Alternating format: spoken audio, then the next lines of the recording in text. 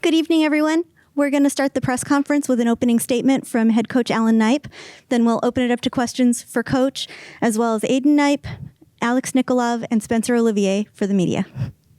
Awesome. Well, first of all, before I even get started, I just want to say a huge thank you again. It feels like this is every time I come up here, but to our administration and especially Andy Fee and Mark Edgerton and everybody getting us to get to Chicago when it looked like we weren't going to maybe be able to get there to those matches last week, and then to come back and we had some of the craziness going on where maybe we were going to have half capacity or 1,000 people, and they worked to try to find a way to open that up and have our students here and give us the opportunity to feel like we're in a kind of a normal pyramid environment. So to all those who continue to work behind the scenes for us, it doesn't go unnoticed to our staff or our guys. So thank you.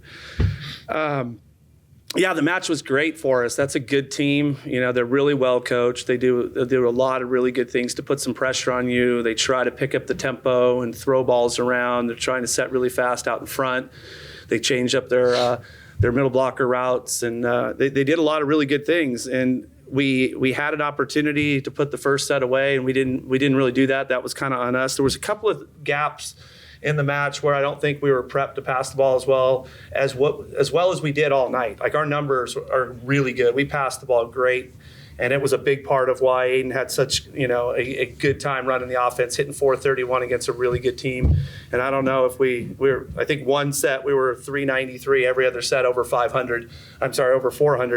Those are big numbers against a really good team. So huge credit to our passers. They passed really, really well. And I know they're going to want a few opportunities to pass the ball back in different situations, but as a body of work, they did a wonderful job, and I thought that was anchored very much by Mason. But also in serve receive, obviously Alex received a tremendous amount of serves tonight, and that's something that he's going to be okay with because he's a really, really good passer, and he did a great job with that. So I was really proud of the guys, though, that we lost that first set. We felt like we probably could have closed it out. But we came back and played a really, really good second set, a great third set, and then a really efficient fourth set. So for where we are in our training and so many things that we still feel like we can get better at, the composure and execution I was very, very happy with, but most of all, probably the effort all night long. Questions? This one's going to be for Coach Knipe.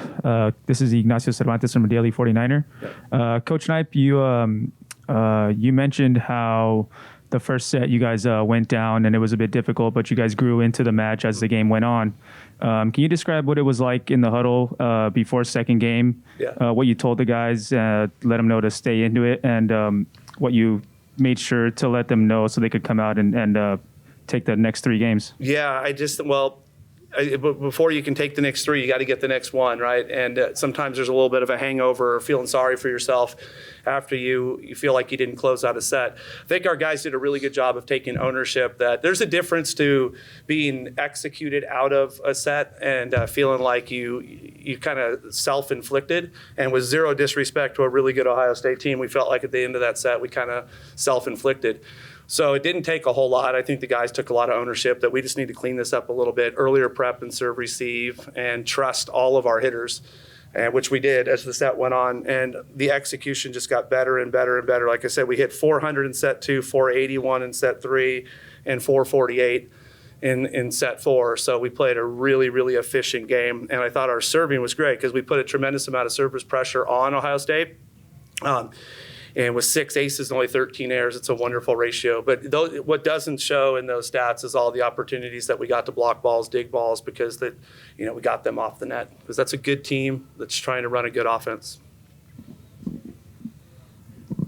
This is Taryn Rodriguez of Setpoint. This question for Alan Knipe or any of the players. There were a lot of rallies in the match, but there one in particular was in set 4 where Ohio State was about to come back, but then you won that big rally. Do you think that was the turning point of that 4th set? Absolutely. I think long rallies that are especially effort-based rallies, it's just about grit, getting back to the net quickly to block, running a ball down into the crowd, covering your hitters. You win those long rallies, they tend to it tends to come in bunches then in points. You get that point and the next one. Not always, but that one, maybe the other one, because the other team's a little frustrated that they put in that kind of effort, because that's one of those plays that either team deserved to win that point, right? So absolutely, they're super important. They're in volleyball, it's a way of continuing or getting momentum. If you have it, you continue it, and if you don't have it, it's a way to get it, because it fires up your fans, it fires up your teammates to know how hard you had to work for a point and you succeeded. So yeah, it's a big deal. It's a question for Spencer. So obviously, Alex Nikolov has been stepping up. What can you say about Alex and his gameplay, and how, despite him being a freshman, he's just taken the team by storm? I think Alex has been doing a great job. Regardless if he's a freshman, he's killing the ball, he's passing the ball, he's blocking balls.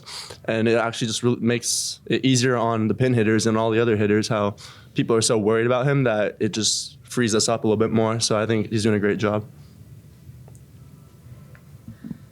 This is for Aiden. Aiden, it's nonstop about, goes without saying how good Ohio State is. Can you tell us a little bit about what it was like as a setter? You're the one who touches the ball almost every time you guys get it over, or it comes over to you. What is it like for you to having to distribute today with a much tougher team that's up front? They're big and strong, and they made it difficult for you guys to start. But what was it like for you to be able to conduct the game for the rest of the evening? Well, first of all, they're a really good read-based team, I would have to say. They do a good job in the middle, and I think just the execution on the passing end from our side just frees me up to be able to set anywhere really whenever I want to. And then with their pin blockers being so stressed out with our pin blockers, it opens up the pick, it opens up the quick, and it all just comes down to our passing really and just how many weapons we have.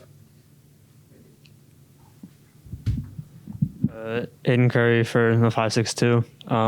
This is for Coach. How important is it to get wins like these and experience in like non-conference games against teams like Ohio State and then upcoming Penn State? Yeah. These matches are very important. We know that, and they're against a good team, and that's why we scheduled like we did. We wanted to play the best teams we could possibly put on our schedule. It's important for growth. It's important for development. And if you think about it, like last year was almost in a lot of ways a lost year for us. We didn't have a fall. We didn't come back to middle of February. We were kind of like a traveling all-star team, playing volleyball. So we missed a lot of opportunities to have these growth moments. So I thought it was really important to try to get these. So we have a tough schedule ahead of us with really good teams. That's exciting for us. But the most important thing for us is to learn a little bit about ourselves from tonight when we meet, and try to reset and prep. We like to talk about this being halftime when you play back-to-back matches, and great teams make great adjustments in the third and fourth quarter. So we would like to be able to digest this, be excited about it, but start prepping for Penn State and be ready for a team that's going to come in and play really well. This question's for Alex, Matt Brown from the ESPN Plus crew. You passed the ball 40 times today. What was going through your head as the match went on, serve after serve kept coming to you? We know, we as a team know that teams are probably not going to hit our libero. So that means they're going to either me or Spenny. Today it was going mostly to me. So as you said, 40 receptions. It doesn't scare me at all. Just step up, take it with your hands if it's high, pass it if it's down low. And yeah, I'm super happy with the passing. We only have 2 aces. Yep. Yeah, we only took 2 aces, so that's a great number, and I'm happy. This is a question for Alan Knipe. Obviously, your outside hitters did well, but your middles also kind of stepped up, along with Simon, who pretty much did a little of everything with blocking, and he had that 1 ace. Talk to us about how Simon did a little of everything, and then Shane kind of stepped up as well in the middle. Yeah, our middles are really talented, and with Simon, it's really a new position for him. Obviously, he was an opposite, and he's learning that position, but he's doing really well. We can set them, and there's going to be times that they're going to have big numbers, big attempts in a match, and sometimes they're not. It's not about every match is going to look the same. We pride ourselves on an offense that will set anybody at any time. And there's going to be matches that we're heavy at the pins or heavy with Clark. We've been heavy with Clark at the beginning of the season. There's going to be times we're heavy in the middle of the court. Middle of the court meaning we're going to set our middles. We're going to set our BIC a lot. Tonight it was more BIC than it was middle. But we know that we have really offensive middles, not just Shane and Simon, but with the other middles we have, with especially with Moody and Grant Maroki. So we're really fired up on that. The other thing that I thought was huge, because their numbers weren't huge in attacks, but their communication and their running of our block and defense was big. So the thing is that they help us score points, and they did that with their blocking. They did it when we set them, and they both scored points from the end line, and that's great for middle blockers. This one's for Alex. Alex, you've came from Bulgaria recently, and you've played in Junior World Championships. So the limelight is nothing new to you. It's been 5 games since you've started playing for Long Beach State. Can you talk a little bit about what the transition to the NCAA game has been for you, and just how you're feeling being at Long Beach State right now? Thank you for asking this question. I'm feeling great playing at Long Beach. I feel like I've done a good job of transitioning because it is different here in this league. I'm feeling great, and I hope we can continue this run.